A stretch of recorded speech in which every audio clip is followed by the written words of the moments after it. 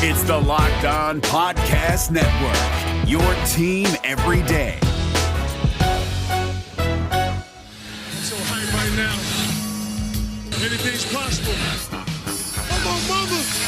I'm on my lady, ma. Anything's possible. Yeah. Rain and J's back with the vengeance. All the real Celtics fans in attendance. This the truth like 34. This like walking in the garden when you hear the roars. The crowd goes crazy. Most in-depth coverage on the daily. Mainly podcast royalty, the content kings. When you talking about the franchise with 17 rings. Focus like Danny at the deadline. Global, but it got a local feel like the red line, the blue line, the green line. Play it in between time. I'ma throw my C's jersey on in the meantime and press play. When the F's done, I can't wait until the next day. Trying to stay in tune with the C's, that's the best way. Melly. Hey there, welcome back to the Locked On Celtics podcast, special bonus edition on a Saturday, very early Saturday morning here. It's about almost 2:30 in the morning here at the Garden.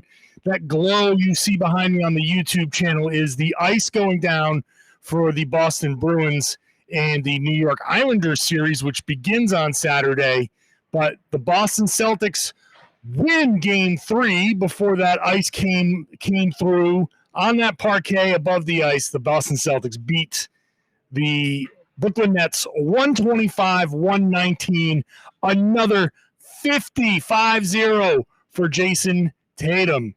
This was just another special performance from Jayson Tatum. But really, the big story for me here is the Boston Celtics finally gave us something that we can feel good about. The Boston Celtics came out and fell behind early. And it was like, this could be bad. It felt like this could be bad. And after a timeout, it was 19-4. The Celtics came back and actually took a lead going into the second quarter. It was a moment of resilience that we had not seen from the Boston Celtics. We had not experienced this level of resilience against a team this good. I think for most of the season, there were a couple of games, obviously.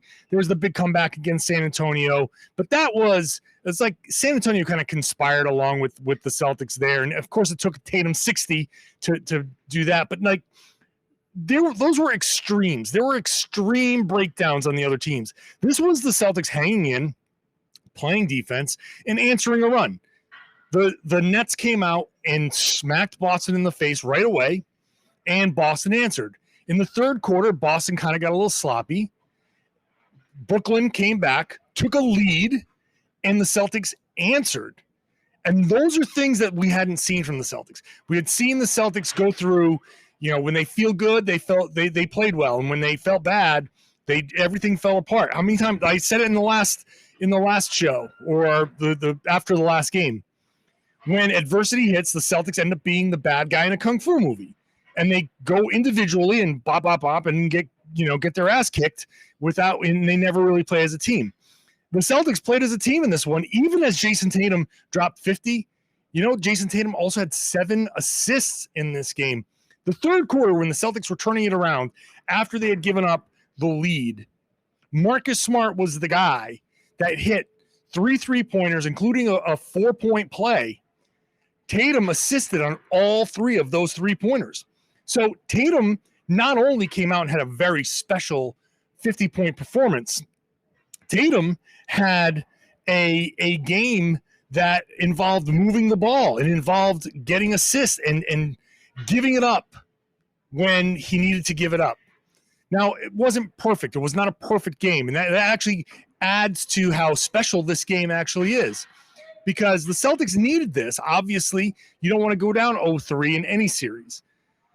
And this game isn't going to give me some grand delusion of, hey, the Celtics can come back and win this series. I mean, still technically they could, because you can until you lose. But this gave us a glimpse of what this team could have been had this season not been what it was. If this season had been somewhat normal, maybe we could have seen more of these performances. Maybe we could have seen a little bit something that we could feel good about. But the Celtics in this game, in game 3, took everything that the Nets had. They played defense. They got their stops. They got the rebounds. Role players played well. Top to bottom, just about everybody played well and contributed. Even Kemba Walker, who had a bad shooting game for sure. 0 of 7 from 3, 3 of 14 overall, was just a bad night for him, 6 points. But hey, look, 8 rebounds, 3 assists, a steal. Like, he had his moments as well where, okay, it was a bad night for Kemba, but he still did other things to try and help the Celtics win this game. And a couple of those rebounds down the stretch were big. There's no doubt about that. He did a couple of good things.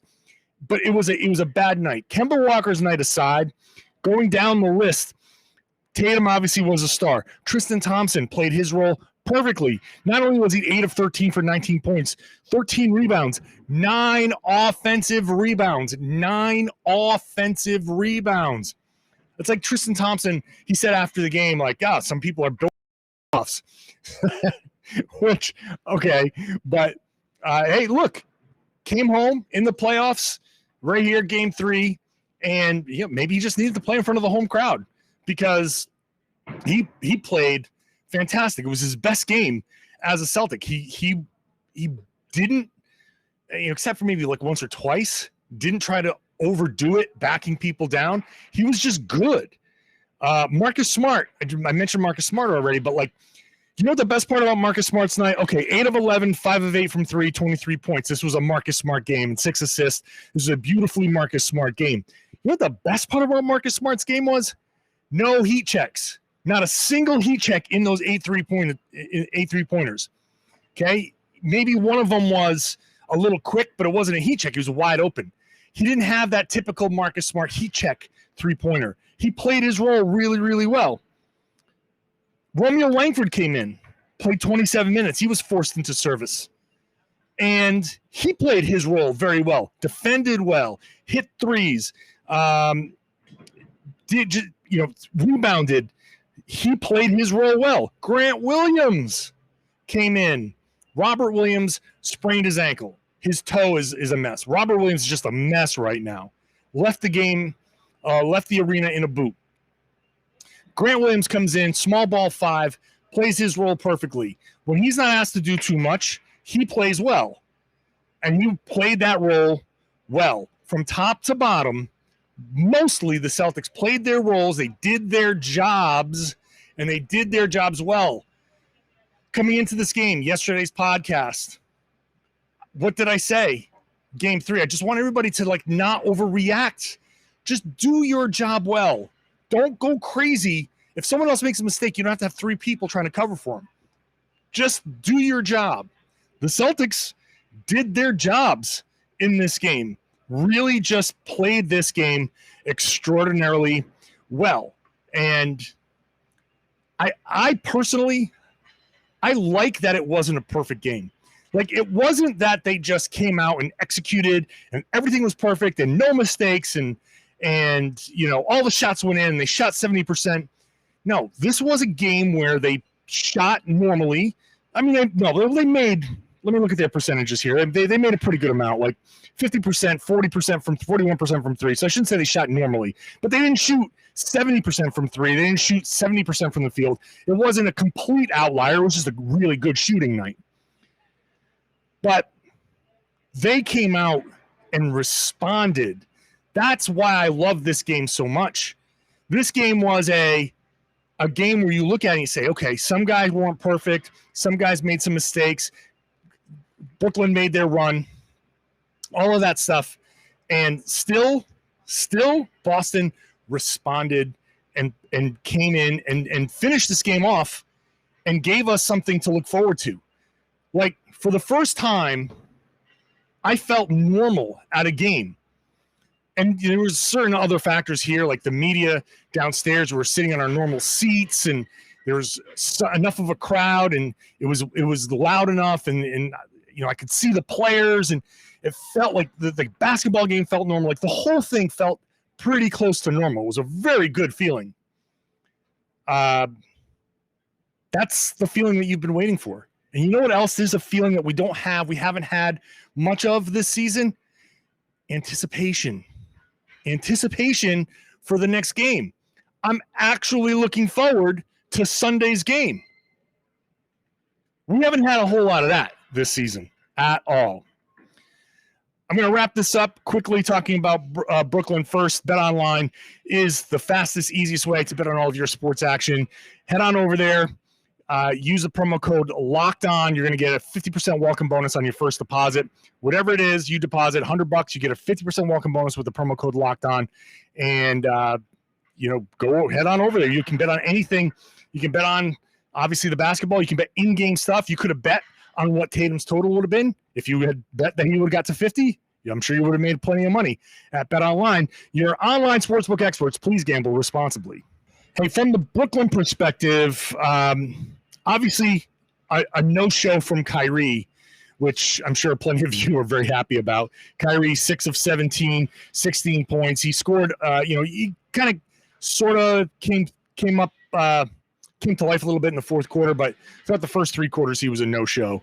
So the whole big thing about Kyrie coming back and, look, there were some profane chants in the arena. Look, I'd like to not hear that just because I don't want to have people talking about that. But you know what? It is what it is. It didn't cross a line necessarily, and it certainly didn't get personal. I don't think anything untowards was said other than that. It seems like everything was pretty, aside from the profanity, everything was pretty clean. So that's good. We got a big James Harden game. We got a big Kevin Durant game. Kevin Durant's just unstoppable. It was just ridiculous. He just felt like he could hit anything that he wanted. But the big story of the game from the Brooklyn side is that Joe Harris, obviously Kyrie Irving, they got nothing from anybody else. They've got 41 from Harden, they got 39 from Durant, and that was it. 16 from Kyrie, but that was late. 8 from Harris, that's nothing. Blake Griffin was nothing. Nick Claxton, 4 points. Tyler Johnson, 5 points. Bruce Brown, 2 points. Nothing from anybody else. Not having Jeff Green hurts these guys. It really does. Now, it couldn't, might not have done anything as far as keeping Tristan Thompson off the boards or anything like that. But he actually, they need him. He does help them in a lot of ways. So not having Jeff Green, which is so weird to say, but not having Jeff Green it was a problem for the Brooklyn Nets because of what it does to the matchups. What does Tristan Thompson do? Who does he defend? Now he could defend at least a big. They had to rely a lot more on Blake Griffin. And for all of my comments about Blake Griffin and how he shows how quitters can win in the NBA, the fact is that with Blake, you rely on him too much, and yeah, he's dunking again, but generally he's not much of a player anymore. But yeah, they need to get something from Landry Shamet. They need to get something from Claxton when he's out there. Obviously, I don't think Kyrie's going to have another nothing game. I'm very interested in how Sunday's going to go. I don't know what to expect from that. We'll see when that comes, but the Boston Celtics can't duplicate what they did in this game and expect Sunday to go well. For things to go well on Sunday, they have to be better. They have to make sure that they're not fouling as much. They put Harden on the line 13 times. They put Durant on the line 12 times. Lots of fouls down the stretch. Some of them, I know, questionable calls and whatnot. The call on Marcus Smart, which was a charge that they overturned, was complete insanity. I have no idea why. Oh, geez, I just realized that my audio is probably terrible this whole time. I apologize for that. Probably should have paid closer attention to that. I have no idea why they overturned. That's annoying. Sorry. That's annoying, but I'm not going to re-record this because it's 2:30 in the morning, 2:40 in the morning. So hopefully that's not too bad when you're listening. But back to the Kyrie, the Marcus Smart foul, that offensive foul that was overturned. I just don't understand that one at all. That there's no way the NBA can justify that it was overturned is complete bullshit, complete and utter 100% total bullshit. They said Marcus Smart said he was told he was moving. You can move You're entitled to slide. You're entitled to move and still draw a charge. You don't have to be completely motionless when you're drawing an offensive foul. As long as you're in legal defensive position, legal guarding position, and you're square, and he goes through you, which he did. Kevin Durant went through Marcus Smart. Didn't matter that he was moving. That's a horse shit explanation. And I'm happy that the Celtics won, because now I can actually talk about that call, because it didn't matter.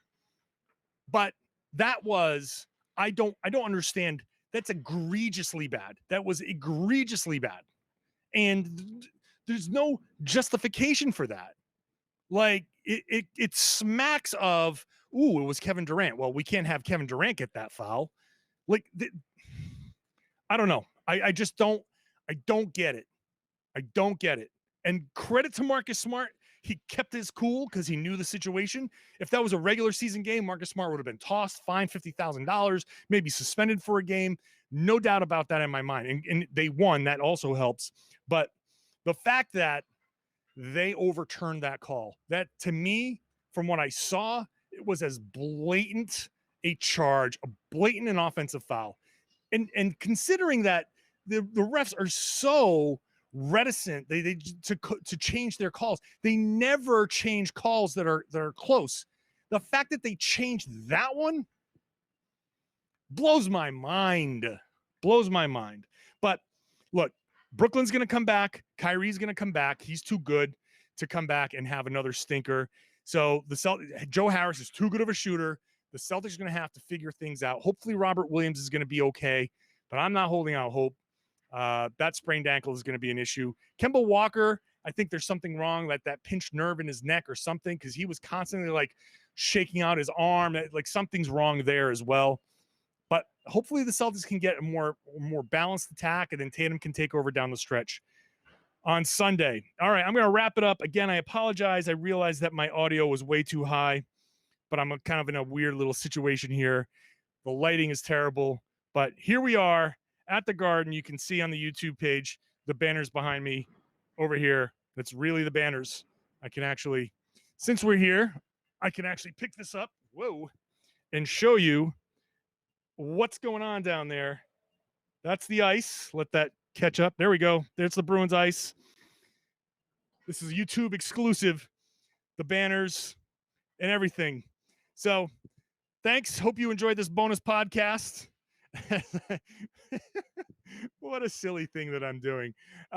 Thanks for checking it out. Thanks for tuning in. Subscribe wherever you get your podcast. Subscribe on the YouTube channel and share the podcast. Tell your friends that they should be listening to the Locked On Celtics podcast here on the Locked On Podcast Network.